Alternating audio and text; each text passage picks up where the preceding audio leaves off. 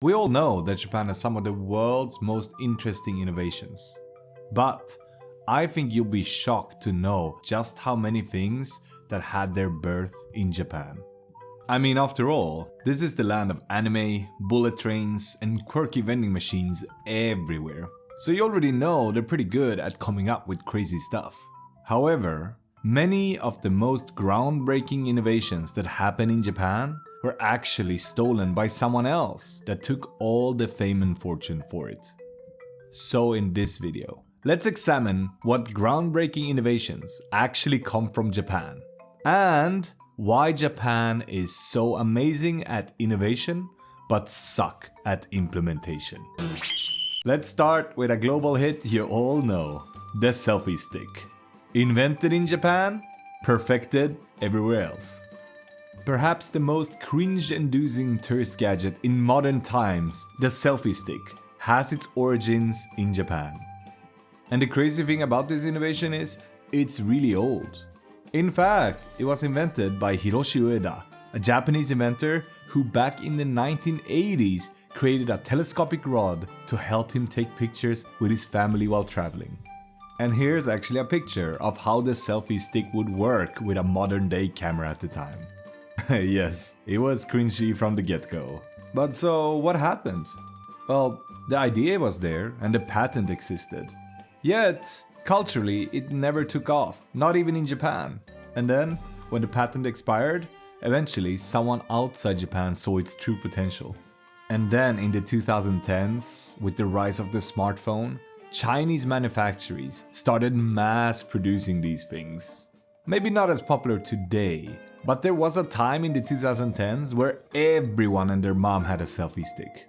I mean, it got so popular that many tourist places had to ban selfie sticks because people recklessly just threw them up to take the perfect shot, poking the eyes out of other people nearby. It was a nightmare and still is to this day. But we all have to remember to thank Japan and Hiroshi Ueda for this amazingly cringe-inducing invention. And now for perhaps a bit more groundbreaking and useful innovation. The QR code. A Japanese invention inspired by the board game Go. You've probably seen Go, this is how it looks. And it's one of those games that look very simple, but apparently is one of the hardest games to master in the world. And if you look at the game, you can actually clearly see the similarities between that and a QR code. And in 1994, a company called Denso Wave invented it to track automotive components that were too complicated to track with regular barcodes. And that's what happened for many years. It was just used for very obscure industrial processes and not taken anywhere else. And even though Japanese phones were among the first to get cameras and advanced features, oh, please, you have to Google the term Galapagos phones to see some of the coolest phones ever conceived. But this wasn't enough for the Japanese phone makers to see the full potential of QR codes. And instead, China took the ball and drove mass adoption in the early 2010s through things like WeChat Pay and Alipay, using QR codes as this super simple way to help customers pay really quickly. Without any specific gadgets or goo-goos, you could just have a QR code and it would work super well and be very secure. And it also started taking off in the West, especially for marketing and ads, but also for payments. And then, when COVID-19 happened, we all probably remember how everything had to be done by QR code all of a sudden. Contactless payments, to all these things you had to do at airports just to get into a country. All of it made the QR code explode. And Japan got none of those benefits. And today, the QR code have become ubiquitous with going to a restaurant or paying for basically anything. And if you ask someone, where did this come from? I'm 100% sure they have no idea. But the answer is, it's Japan. And speaking of payments, the other payment system that is ubiquitous to any digital payment today, the NFC or touch payment, also was invented in Japan. Wow. And this invention actually stems back from the 1980s. And the company that invented it? Sony.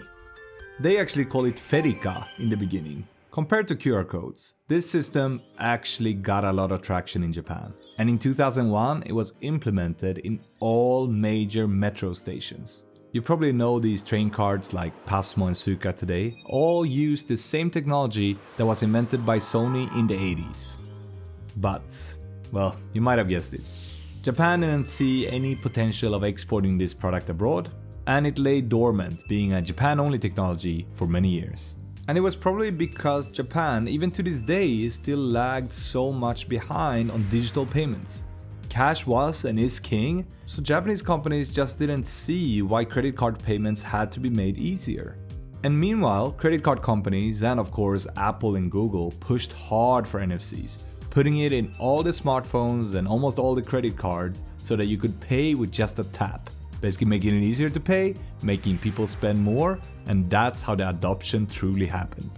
And here we are, another Japanese technology that is way more popular abroad and where most people have no idea where it came from.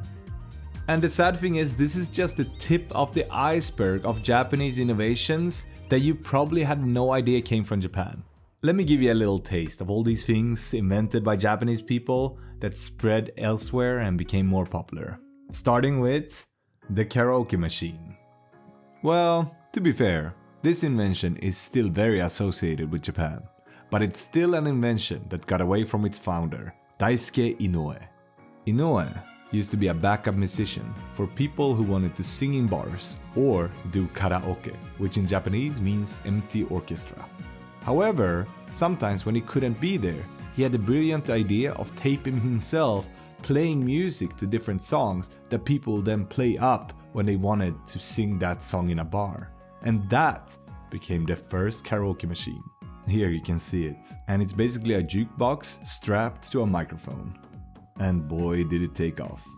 However, he did not patent it because he wasn't a businessman. And the phenomenon took off globally without him making a single cent. But he's still very much recognized for his achievement. And in 2004, Inoue went to Harvard University to accept the Ig Nobel Peace Prize for inventing karaoke, thereby providing an entirely new way for people to learn and tolerate each other.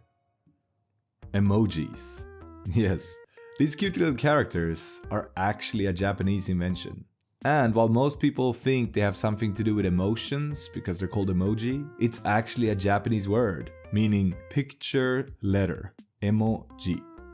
Emojis were actually invented in the mid-1990s by Shigetaka Kurita, working for NTT Docomo, a huge telecom provider in Japan.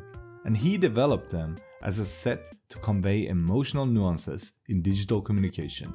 But the idea stayed in Japan only for a really long time, until places like MSN or Facebook, and then of course Apple and Google adopted the idea and put it in their global operating systems.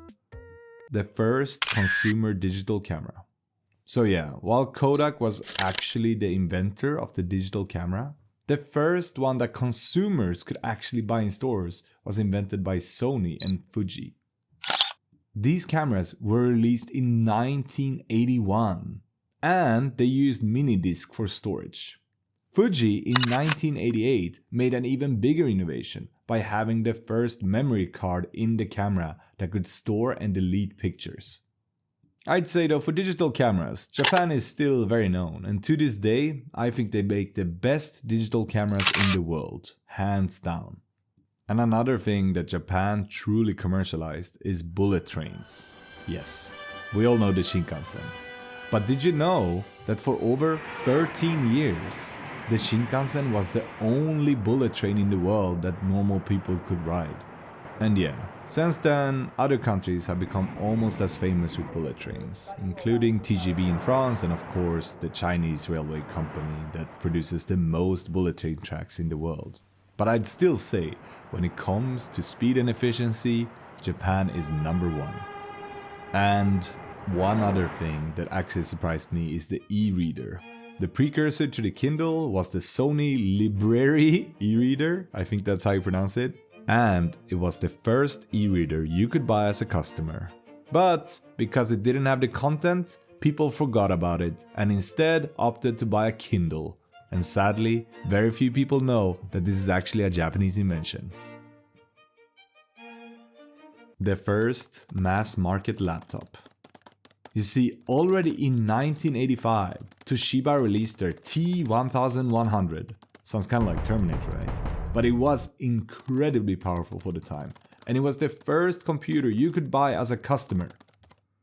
And way up until the late 90s, Japanese laptops were number one, with things like the Sony-Vaio and Toshiba and Fujitsu making amazing products. However, today we mostly think about Apple or Microsoft when we think about good laptops, and sadly, Japan has been long forgotten. Calorie counting wearables. Yeah, today we probably think about Fitbit or the Apple Watch when we think about calorie counting wearables and smartwatches, but Japan actually invented this whole genre. You see, in the mid-90s, companies like Omron and Tanita produced pedometers and early wearable health trackers. Yet, sadly, there was no good way to keep the data and analyze it, so it wasn't really until the smartphone came that these things really took off. And by then, Chinese and American companies had perfected the art, while Japan had forgotten it. And as a last honorable mention, the virtual reality headsets.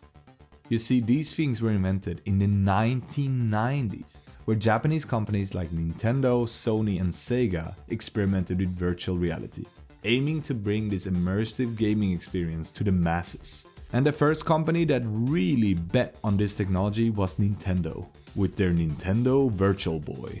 This was released in 1995, and it was the first real attempt at mass market VR, promising stereoscopic 3D gameplay.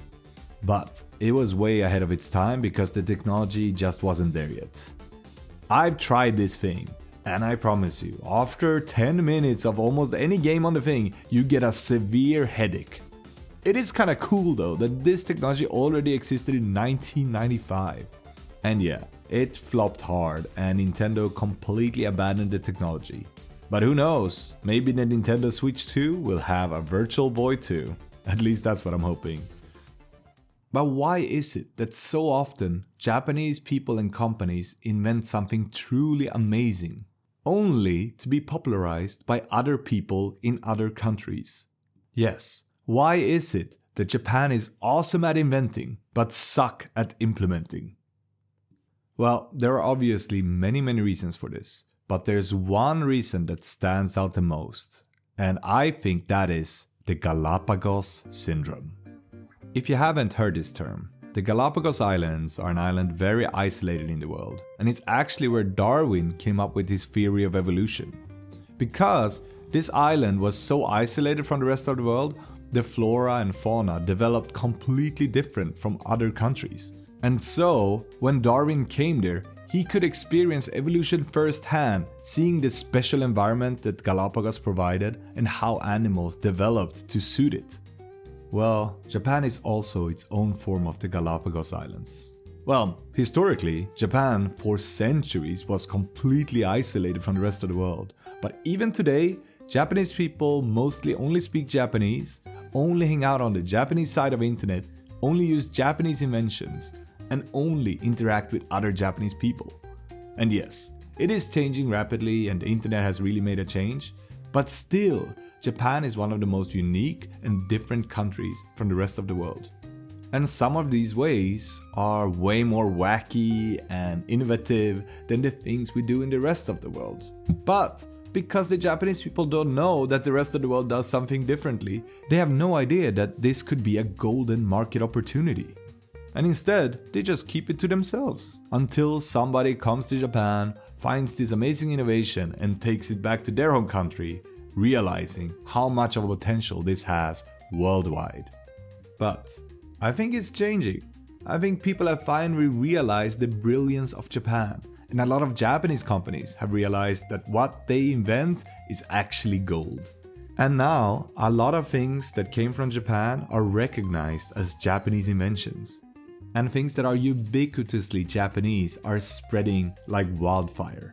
Things like anime and manga or conveyor belt sushi, ramen, video game consoles like the Nintendo Switch are going gangbusters worldwide, and people are truly recognizing that these are Japanese inventions and Japanese innovations.